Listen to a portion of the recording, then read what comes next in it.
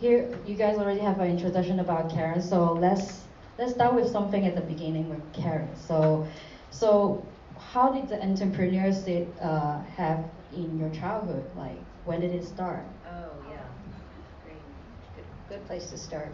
I grew up in a family of entrepreneurs. Basically, my grandfather was a wildcatter in the oil fields of West Texas. My father was an entrepreneur and always had his own business. And even when he subsequently sold those small businesses to larger businesses, he always went out and started another one. So that's what I grew up with. And I realized over the last several years, as I was sort of doing more interviews, that for those of you that are into football, I grew up at the school that was the Friday Night Lights football school, and that was all about sort of doing your best and winning, and I grew up in a desert, so it was pretty much just football and oil and desert. But I learned about really, sort of putting everything into whatever it was that you took on and winning. And so that, I think, is very much about being an entrepreneur. Wow. Yeah. That's pretty great. Like, winning was so important for entrepreneur. You have to grind through all the journey and stuff, and you graduate with an industrial engineering degree, and then how did you make the change and join a startup? Because how does that winning attitude collaborate with that decision?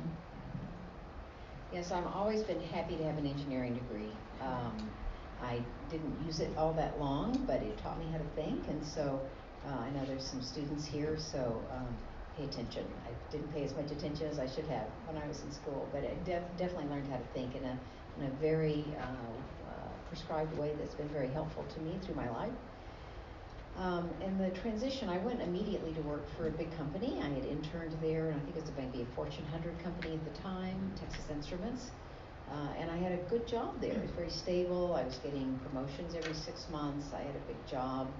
And then I noticed some people leaving the company and starting a little company down the street. And this was in Houston, Texas. So it wasn't like here in Silicon Valley where that goes on like every day. It's not a big deal. It didn't happen all that frequently in Houston, and so I noticed that the people that were leaving were people I thought a lot of and I had enjoyed working with. And so I was very curious about what they were doing. And I called to see what they were doing, and they said, oh, come, we need you, but we can't tell you what we're making yet because we haven't announced the product. And so basically I just, at the age of 25, took a leap of faith and went to work with this small company with people that I liked, with a product I didn't know anything about. And that went on to become Compact Computer, which was the fastest growing company of its time. We did $111 million in our first year, and then we were the fastest growing to $1 billion, and then by the time I left, almost 14 years later, we were at 15 billion, and we had grown from 104 employees, which was my number, to 17,000 by the time that I left worldwide. So I got to be part of this tremendous growth story, not just the beginning, which was very exciting, but also the part when we were a big company, which I learned a lot from. Wow. So what was the most challenging when you joined Compact? Like, how was it like? And did you vision that you will hit that $15 billion? Yeah. Never. I never envisioned that. I don't think anyone did. If we had known what was coming at us, we probably would have been too scared to try. Most people, success was just about starting a company and having it stay in business and be a good place to work and provide some value. That was really the big goal, but we had such an immediate hit with our product market fit that everything else then just exploded behind, sort of this big bang that then you have to take care of.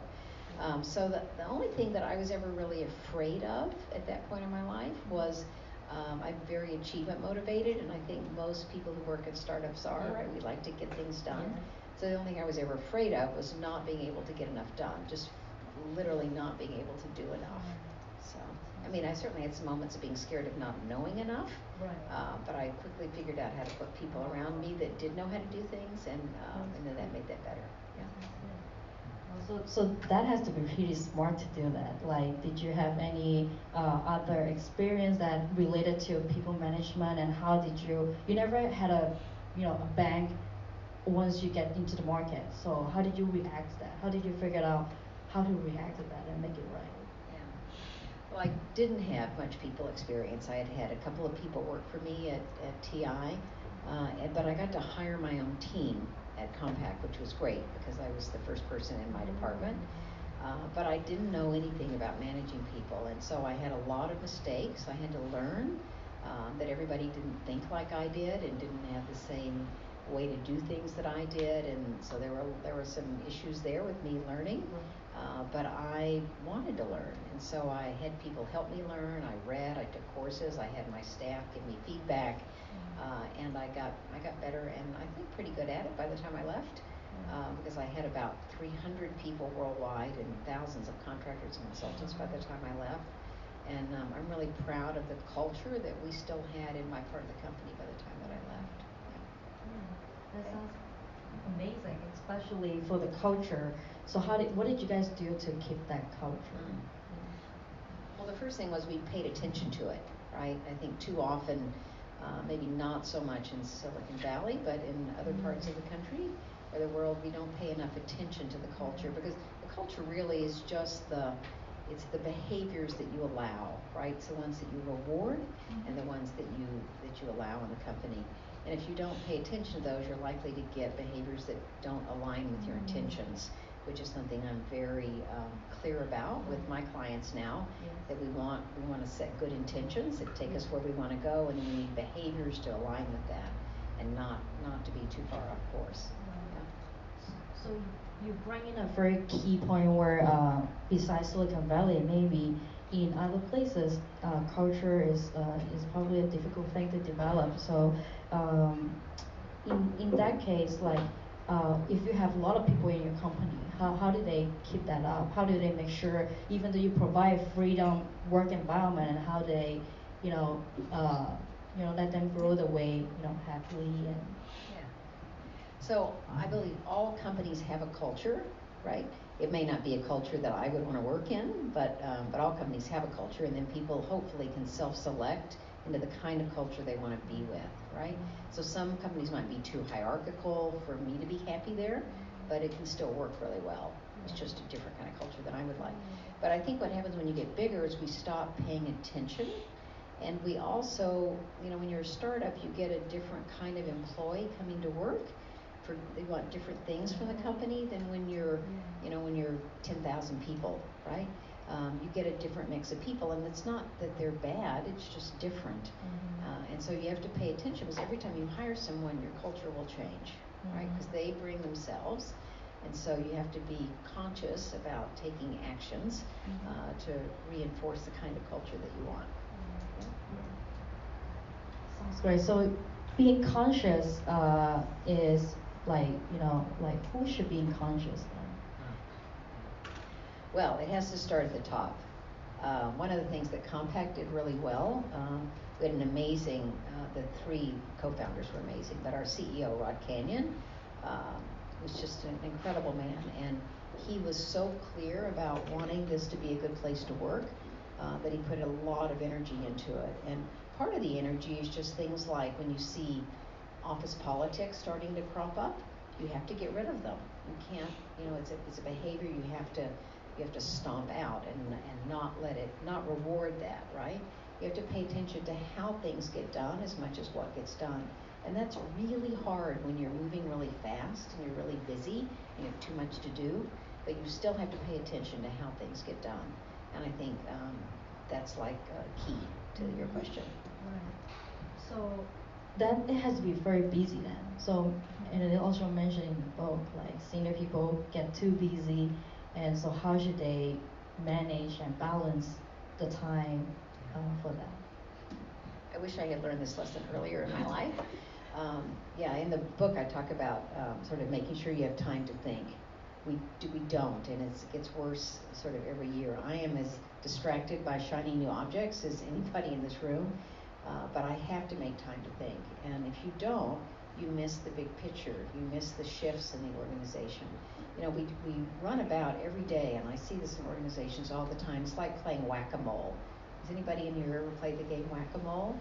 It was a game that, I don't know that I've ever played it, but decades ago, and it's basically a board, or it can be an arcade game, but but there are holes in the board, and then these little moles pop up, and your job is to hit the moles on the head with this big rubber mallet and push them back in, and then another mole pops up. Well, that's what we spend a lot of our time doing. We go from meeting to meeting, from problem to problem. We're just hitting these moles on the head, but we're not, the point of our work lives is not just solving problems, it's making sure you're solving the right problems. And so don't be spending your days playing whack-a-mole. Spend your time thinking about what are the problems I should be solving? What are the big important issues that I need to think about?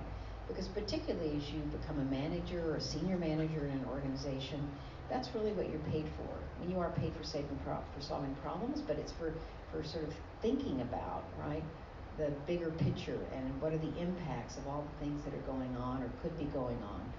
Not just going from meeting to meeting and dealing with the urgent.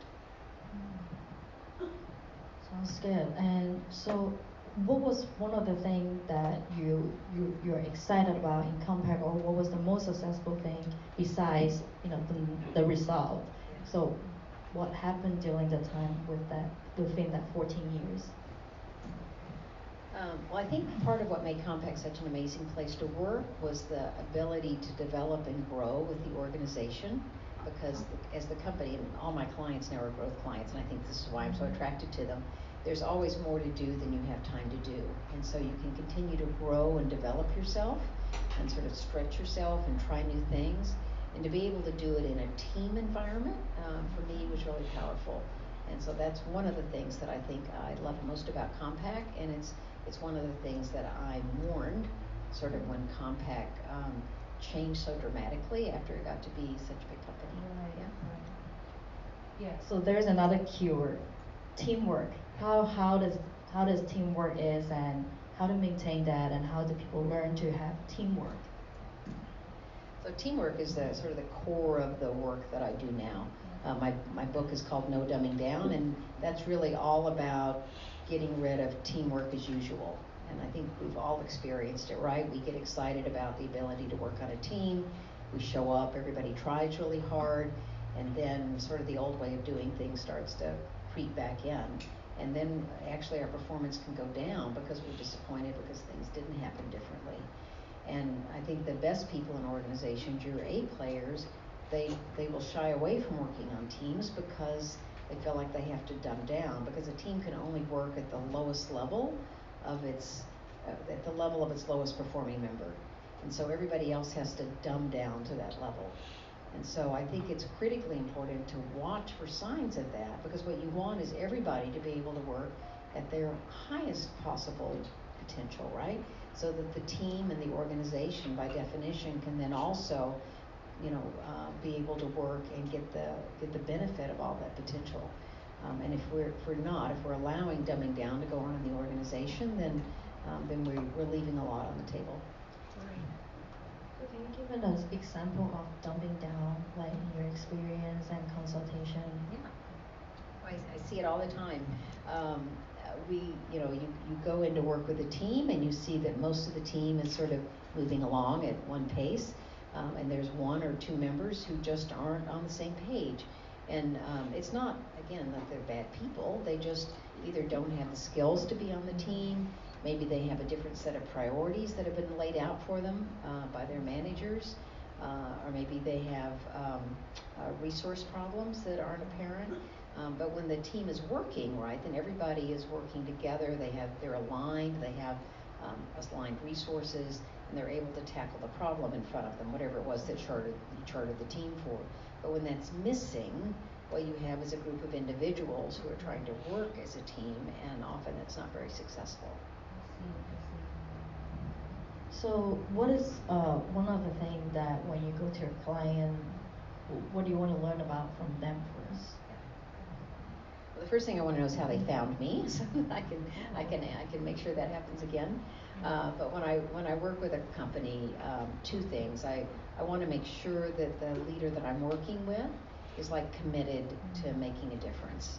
There's nothing worse than having a consultant come in to do some work that's just all talk, Because then, as I say, you raise hopes, but then nothing changes. And so I don't want to be part of that.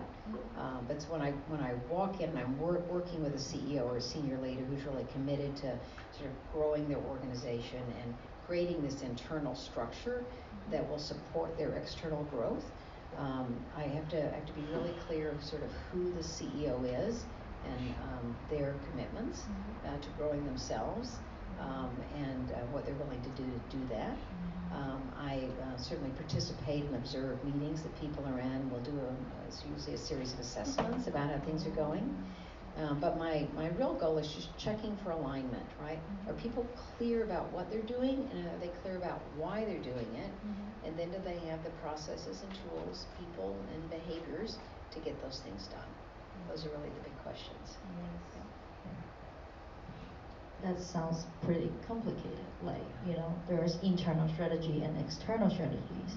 So are there a difference in your experience? So how are they related? Well, they should be completely related and integral to each other, but too often what happens in organizations is, particularly once a company finds its product market fit and there's like the big bang that happens, and you're sort of off to the races and you have lots of orders, and then it's like, oh my gosh, now I have to do something about that. You haven't really optimized the organization, you've just maximized for sales.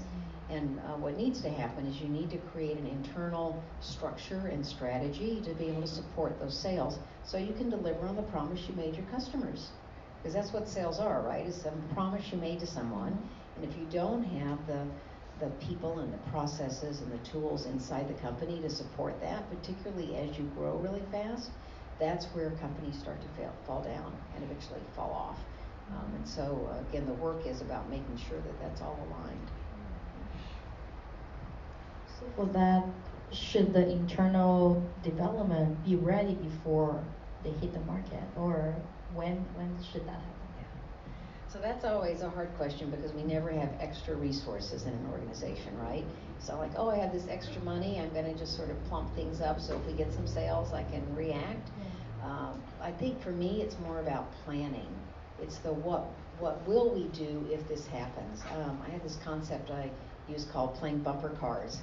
So if you think about playing bumper cars, right, you get into the arena and someone hits you and you careen off into some direction you weren't expecting. But what keeps you in the game is this boundary, right, at the arena. You get pushed back into the game.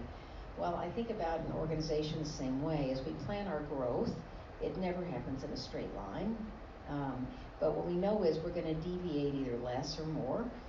We always have plans for what happens if we don't hit our numbers, right? We know we're going to have to fire people or cut back on resources or not pay our suppliers or whatever it is. There's always a plan for the downside.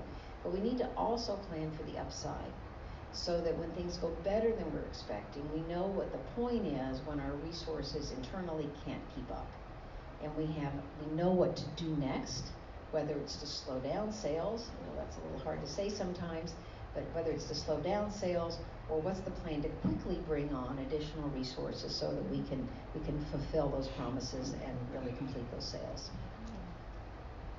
So with that, do you have any advice for different stage of the company, from small, medium, to where your most experted situation is? More of a they're ready for the market fit, and that's your best part of it. And then so, what do you think in between all this? Yeah. Well, I'd say one common element that I think is really important is the team, right? It almost doesn't matter if you have a good product market fit if you don't have a team that can deliver, unless you just want to have a quick exit of some sort. But if you're serious about growing a company, you have to have the team to do it. And the one thing that CEOs have told me over the years that they waited too long to do, or they would do again, is waiting. They waited too long to replace the people who weren't the right people on the team, because when you have a wrong person on the team, it impacts everything in the organization. And so I think paying attention to that at any stage is important. Now, you need different people at different stages, right? I use salespeople as a really good example. The head of sales that you need when you're an early stage startup is not the same head of sales that you need when you're much larger. It just isn't the same skill set. That's often true in marketing, it's true in development, it's true in almost every area of the organization. And so I'm a real fan of hiring for people who have the skills you need, but have the talent to develop themselves, which is, what I got lucky enough to do at Compaq. But not everybody gets the opportunity or can do that. But I think hiring people who have the ability to do that is, it's worth a lot. So is that saying hiring someone that is able to keep up with the growth of the company at the same time and they're growing in parallel? What is your suggestion and advice on how to do that? How do we meet the people? How do we know? How do we assess that person? Good question. Well, the first thing is how to meet them. So people always look at their own networks first, and that's good, right? If you can hire known quantity, that's a wonderful thing. But I think the best way, once you outgrow your own network, and maybe even before that, when you want to get a little diversity in your business, is to ask other people who are really successful, right? A players know who other A players are, and that's who they want to work with. And so if you can ask people, who do you know that would be a good fit for us? Who do you know that's as good as you are? Or maybe there's someone you'd really like to have, but they're not quite available yet. They're happy where they are. Say, if I can't have you, who's your best competition, right? But get somebody who's really good to tell you the other people, and then go after them, right? So that's the how to meet them. And then I think just, how do you know if you don't have like a really good referral? Hiring is an art, not a science, and so it's never 100%. I think you do the best you can with, you can do sort of behavioral interviews, which are important to understand how people were successful, not just what you did, but how you went about doing it, and how you would react in situations where there was a lot, for example, of ambiguity. Ambiguity is hugely important, the ability to deal with that in growing firms, because there's a lot that's not known. So that's one of the competencies that I always ask my clients to make sure that they interview for. How do you deal with things that you don't know the answer to? So this is more on the employer side. So as an employee or people who are looking for a job, like what do they have to think about if they want to join a startup or or join a big company? Yeah, because you may have a lot of experience seeing a lot of startups. Yeah, so what do you think about that? So what should an employee be thinking about when they join? Yeah. Well, I think it depends a little bit on your stage of career. But the first thing is just to think about, why are you joining the company? One of the questions, by the way, that I always ask when I go into a company is I will ask everyone I meet, why are you here? Out of all the places in the universe you could be right now, why did you pick this company? And I get a surprising array of answers back from people. But I think it's really important to know, right? Why are you here? I love this concept that Reid Hoffman came out with in Tour of Duty and the Alliance about a Tour of Duty, where you have a conversation with every employee every year about, what do you need from our company over the next year or two, and what do we need from you? And making sure that those two things are completely aligned. One of the companies I work with, the CEO has that conversation with every employee every year. And as a result, whenever there's a new opportunity that comes up or they expand into a new country, he knows who it is that really wants to go there, either in terms of development or job training or whatever. And it's wonderful for the employees. So I think think about what you want at this stage of your career, put it in the context of the longer term, and then pick something that's maybe not going to be 100%, because we never know, but at least seems directionally correct. Sounds good. So now we go back a little bit back to as a startup, and you also have a lot of experience in M&A and also M&D. Yes. Can you share about this and explain what they are? I can. This is one of my favorite stories. So M&A, everyone knows, mergers and acquisitions. My brother, who's also in technology, he's a head of software development for a company, worked for several small companies that were bought by larger companies. And one day we were on the phone talking, and he said, we really don't have an M&A department, we have an M&D department. And I said, okay, little brother, tell me what you mean by that. And he said, we merge and destroy. We buy these amazing companies, which of course it just happened to him, and then we set about destroying them because we destroy all the value that we just bought. We smother these companies with processes that don't make sense for them. We don't invest enough in the technology, and they oftentimes agree to be acquired so they can get the technology investment, but then they don't get it. And we create a working environment that's not conducive to, to taking risk and to being creative and innovative. And as a result, the best people leave. And so that's M&D. What we want are successful M&A events where you actually get the value from the event. And there's some huge number, it's like 70-something% of M&A events that don't deliver on the value. And so, it's easy to see. A lot of people get paid for the event happening, but not so many people getting paid for making it work. And so part of the work that I do, and I think anyone in an organization who's part of this should pay attention to, is that integration effort. It is so critically important to get the value back for the money that you just paid for the acquisition or for the merger. And so,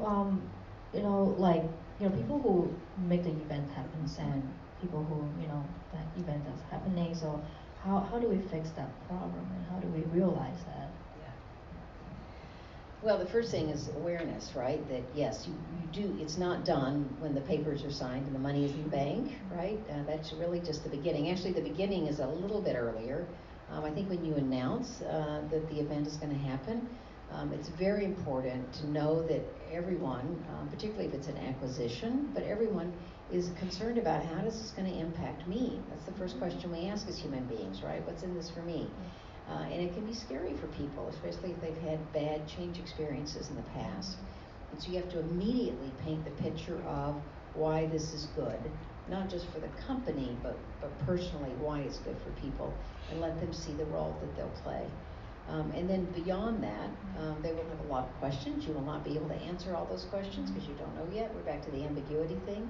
But gathering up those questions and then saying we're going to get back with you every 2 weeks with what answers we have until we're done is really important. And then once the deal is done, I think getting an integration team together where you have people from both sides for all of the processes that need to be combined, and really sorting out sort of what is the best process for us going forward. It's not necessarily the one from the bigger company, right? They may have old legacy systems that aren't the best going forward, or there may be some third solution we haven't thought about yet. But to really get clarity around what do we need, but to get both teams working on it, so that they both feel like they're heard and they're part of that solution.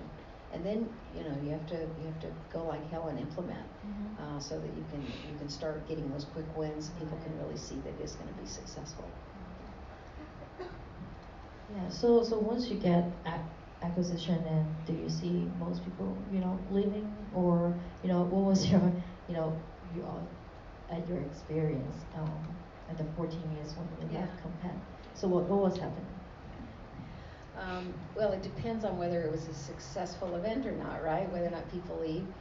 Certainly, there will always be people leave just because the size is different, right? There are people who are really clear they like to work in small companies, and so when the company gets bigger for whatever reason, they will leave, right? But I think most of the time, if people feel like their work is needed and respected, and they're able to grow and develop, they will stay, at least for a longer period of time than they would otherwise. But if it's not done well and they see those things going away, your best people are going to go to places because they can, where they can work in the kind of environment they want to work in and do the kind of work that they want to do. And so is that why you have started your consulting career, and how did it start?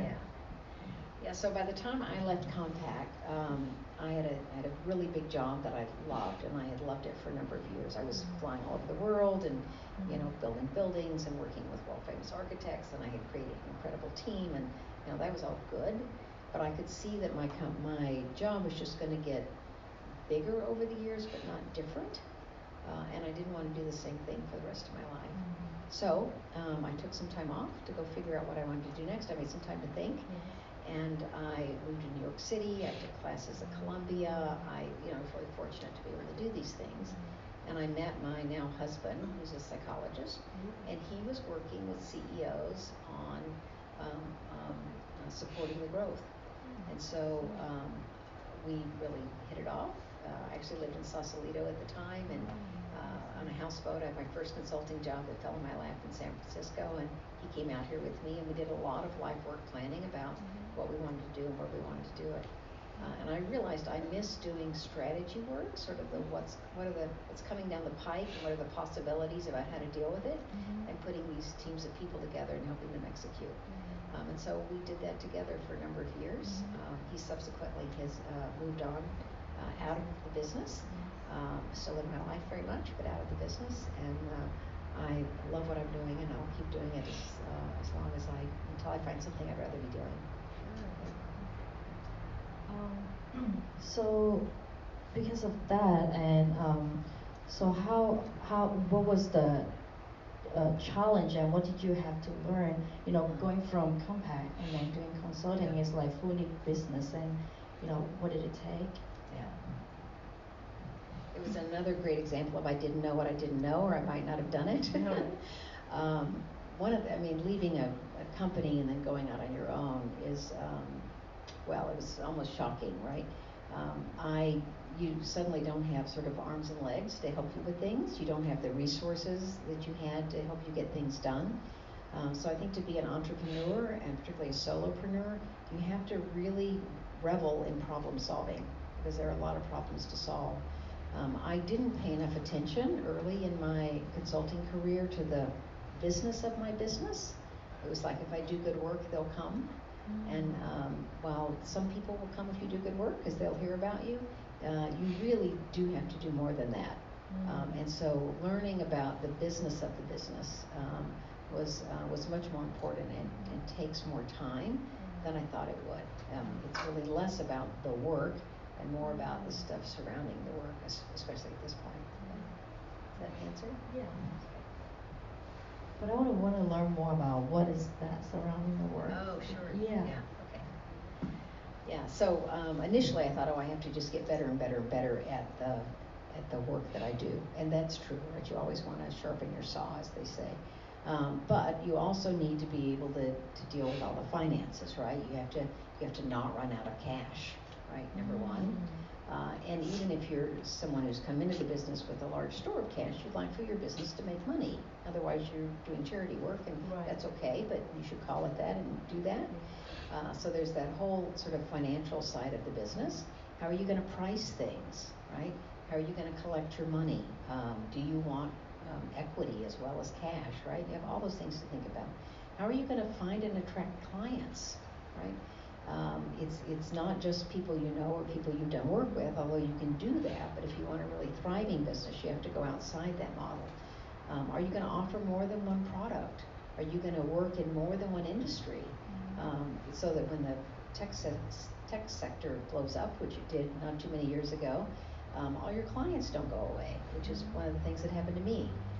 They didn't all go away, but some went away, and the others were scared to spend money for a while, right? So you have to be able to think about those things. And then there's just the how do you write a proposal? I didn't know how to write a proposal. It was just handshakes. That's good for small deals, but not so good for big deals. So there are all of the things. If you think about sort of a large company, all those functions still have to happen. You have to be your own CFO. You have to be your own CMO. You have to be your own development person. You have to be biz dev. You have to do customer support. All of those things you have to learn to do yourself, and or put together a small team to do them. Yeah. So when you have to do everything yourself, how do you ensure that they're done right? And that's hard. They're not all done right.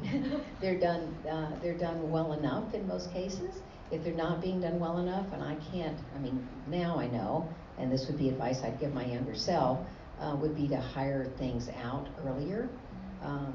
There's no reason for me not to have an accountant doing my books, and there never was, even though I thought early on I needed to do them myself. There's no reason for me to do my own social media work. There's someone who's really good at that, and just because I like something doesn't mean I need to be spending my time doing it. And they're lessons I think that managers and CEOs and entrepreneurs have to learn time and time again. It's just because we like doing something doesn't mean we should be doing it. So hiring out work, getting other people that you trust to do that work for you, so you can spend your time on the most important things. It's with my real estate background, we always think about highest and best use for a piece of land, right? What's the highest and best use? And you have to think about that for your time as well. What's the highest and best use of my time? And that's not always obvious, but it's one of those things you need to make time to think about. There's a guy named Ross Mason who is the founder of MuleSoft, right? Yeah. Who just bought by Salesforce for like $6.6 billion or something. He said, and I love this story, he says, at the end of every year, I sit down and I put my feet up with a glass of whiskey and I really think about, what does MuleSoft need from me next year? Right? Not just what am I really good at, but what do they need from me? And then that's what he sort of devotes himself to for the coming year. Now he was really smart. He brought in a CEO early, which turned out to be an amazing hire, which is sort of credit to him on a lot of levels. And so that part of the job he knew wasn't what MuleSoft needed from him. And he's done a spectacular job of making a big impact over time by paying attention to what the company needed, not just maybe what his personal preference was. That's a very good example, and I think it applies to all kinds of level and stage of your entrepreneurship. So actually now we can get into the Q&A session. Like if you have any questions, you can raise your hand and let me know, and then we can ask Karen about it.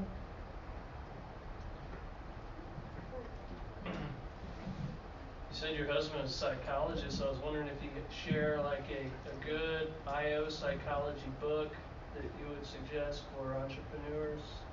Wow. Yeah. I'll tell you, for me, because I wasn't a psychologist, I was an engineer. It was all about learning my personal preferences and the impact of my behaviors on other people, right? So I went back to Columbia and did a whole ODHRM program with them so I could learn those things. So I'm hard pressed to give you a book, but I would say anything you can do to improve your own personal self-awareness about differences in preference. I have a conflict instrument I use so we understand, how is it that I normally deal with conflict and what are my other options? I thought there was just one way. It's the way I grew up within my family. It turns out there are many ways. And it's like the hammer thing, right? I don't want to always be using the same response when I could use something more effective. The same thing with sort of introversion and extroversion. I use Myers-Briggs a lot, and I use the 360 instrument. There are just so many different ways to get information about yourself. Some of that you can do through reading, but a lot of it I think you really need to do through assessment and having someone work with you. Okay. Is there any other questions? Because I can ask my questions first. So now there are a lot of big topics like machine learning, AI, and stuff. What do you think about them versus brick and mortar stores? Oh, yeah. I'm a big fan of everything, right? We're clearly in a transition period, but when are we not? We're always transitioning about something. Mm-hmm. And so I'm a fan of what I think of as scenario planning, which I actually learned out here in California. And that is sort of looking at what the most likely events are that are going to happen and then placing small bets on the other things. And as we get more information, then you increase your bets. So I would never bet against machine learning or AI. That's definitely coming down the pike. It's already impacting us today. And so I think the more we can take advantage of those things, the better off we are.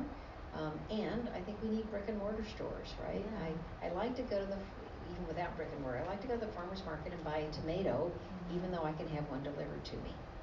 So I think there will always be things we'd rather, if we have the luxury of time. And that's really the differentiators. We have less and less sort of free time today, and that's because we've given it away, but we have.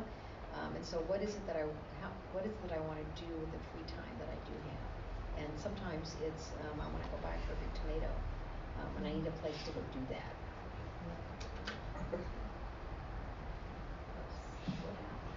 I just have a question. I'm curious about you left Compact after 14 years, Mhm. right? Right. And have you ever imagined if you haven't left that company Oh. and the company haven't acquired by HP in HP. 2007, do you think Compact will become a different company if you're still there? Yeah. Yeah. So the question, I'll repeat because of the mic, is did I ever think about what happened if I didn't leave Compaq after 14 years, and what might have happened to Compaq if it hadn't been acquired by HP? So, right? So the first part of that question is, I do occasionally think about what might happen if I hadn't left Compaq. I went back to film this, there was an amazing documentary made about Compaq called Silicon Cowboys a couple of years ago, and we premiered at South by Southwest, and that was so much fun, and the whole filming of it was really cool. But to do that, I went back to Compaq, having not been there in 20 years. And that's when I had the, oh, what if I was still here conversation with myself? Because there were people who were still there that were there when I was there, and they were pretty much in the same offices doing the same kinds of jobs. Again, not wrong, just different from what I wanted for my life. And I'm really glad I didn't stay. I'm really glad I didn't stay. My life would have been really different, and I like the life that I've had. It wouldn't have been a bad life, it just would have been really different. And I like doing all the new and different things that I've been able to do. Now, I'm not an expert on these things, but by the time Compaq got bought, it sort of needed to be bought. Compaq made a turn in its business strategy right about the time that I left, actually a little before. And a few years before that, our founder was ousted because of a change that the board wanted to make in the business strategy. And it's sort of at that point, I think there was a chance for Compaq to go on and be an even bigger company, but it didn't come to be. And so I think that the choice between being a much smaller company or being a larger company, the board chose a larger company, and that led it towards the path where HP acquired it. Thank you. So is there any? I do have a question. You first. So based on your experience, how would you prioritize your time? For example, while opening a startup, especially with a small team? Yeah, it's a great question. How do you prioritize your time when you have a startup and you have a really small team? Yeah. Well, one of the CEOs I work with, who's I think just gotten his Series B, so he's been successful. But on his board from the day I met him were two acronyms, and I said, okay, you have to tell me what the acronyms are. And he said, 1, don't run out of cash, and 2, own the market. He said, that's where I need to be spending my time. I have to make sure we don't run out of cash, and I have to make sure we own the market. And if I paid my attention to that, then we'll be okay. But when I start having to pay my attention to these other things, it takes me away from that, then I know I have a problem I have to solve. And I either have to put a process in place or I have to make a personnel change or something like that. But those are the two most important things to pay attention to. Thank you. Yeah. Yeah, I have a question. But first, thank you for your very insightful suggestions, and I can tell a lot of those were from your real life experience. Yes. I do. Earlier, you mentioned that you have dealt with many companies in foreign countries as well, right? Mm-hmm. So we have been dealing with a lot of startups from China and other countries. Yes. So what would be your suggestion for those companies who is facing the foreign market and customers in the U.S. For them to go to localization? Oh, so how to go to localization when you're going into a foreign country? Yeah. Well, I'm not. I'm sure, an expert there, and I am not. But I will just say, from my experience, I think we underestimate what it takes to do that. I know even when I was at Compaq, our first venture outside the U.S., we went to an English-speaking country because we thought, oh, they speak English, it'll be easy. Well, it turns out English doesn't mean the same thing in every language. So we had a lot of miscommunications, but we didn't know we were having miscommunications because we thought it was the same language. And so we sort of made problems for ourselves that way. So I really, the clients I've worked with who've been successful at doing that have brought in outside firms who know how to make it happen. And it's an expense, and it's just part of doing that. I think it's much harder. And I think you both have to be in country, you have to have people who are from the culture that you're trying to be in. You have to pay attention to the culture. We often overlook cultural impacts, and they are very important. And even the little things like what we do with our business cards, we can scoff at that, but it's important. And then how we think about time. Different cultures value time differently. How we think about power. Different cultures deal with power differently. And if you don't know those kinds of things and you're going into work with someone, you can completely miss the boat, and as a result not be successful in the country that you're going into. Does that answer? Good, thanks. Can I add a question extend to what you just said is if you have a team from here in the US and then joining a team in a foreign country, usually we probably have a different background, where we're coming from to stuff. So how do you see that, like combining the team? How to not dumping down? Without dumbing down, right? I see it frequently in development teams, right? But I also see it in now, like sort of truly global executive teams. Or if you think about companies, I'm working with a company now that has just come together that went from being an Atlanta company to now they have several European locations. They have California, they have Australia, and they have other parts of Asia. And it's like, wow, now we have to pay attention to these things, right, that are different. But to take the simpler example, which is often the development team, right? Well, again, first you have to have awareness that things are different. You have to learn about each other's culture. You have to constantly ask if what you're assuming is correct, right? And there are all kinds of little things like if you're working with a culture that has a different view of power than you do, like I'm from Texas and we're like completely independent and always speaking up, in general. And all these cultural things are that, by the way, they are sort of at the mega level, and individuals vary, so don't make assumptions. But we're like sort of all out there as Texans. And if you're working with someone in whose culture only the leader speaks, you're not going to get the participation you were expecting unless you do some work on that, right? And they may be very put off by everyone speaking.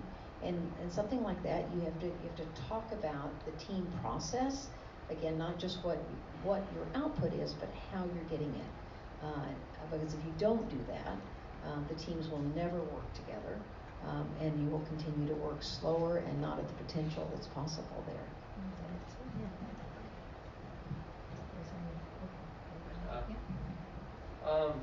So, as a small company, like say when Compact was still small, and you need to partner with another company that has some innovations that you want to incorporate. How would a smaller company approach this outside innovator with some incentive? And how would that best be approached to make a deal that would be mutually beneficial? Okay, so I'm at the larger company, and and you're at a smaller company, and you'd like for me to understand about your invention, right? Mm-hmm. Well, at many larger companies, there's a whole section of people devoted to this, right? And they're out looking for strategic partnerships or strategic acquisitions. And so I think your best bet would be to find someone in the field that you're looking at, and find out who those people are. And the other thing you can do is look at who's been acquired recently, or who's announced partnerships recently, and who did they announce those partnerships with, and whether or not they've been successful. Okay. Is there any other questions? I guess we actually have, the right timing right now.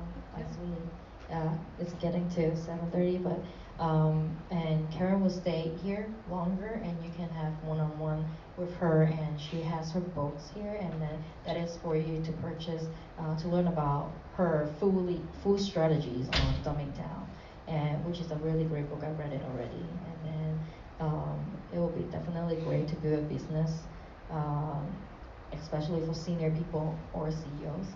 And do you have anything to add on and talk about your books? Yeah, so the book, thank you, basically talks about 5 different strategies for growing yourself internally, to be able to keep up with the growth externally, and then also how to hold yourself accountable. It's really a primer for CEOs and senior leaders in organizations, so it's not a tome, right? It's really a primer. I also have used it with many leadership development groups because I think it's important for people who are growing their talent to be able to understand what senior leaders are paying attention to. So we use it that way. But the only thing I would say to end is just thank you. I've really enjoyed being here, and you were a great interviewer, so thank you for making that go so well. Thank you so much for coming from all the way from Florida too. Thank you. All right. Thank you guys for coming.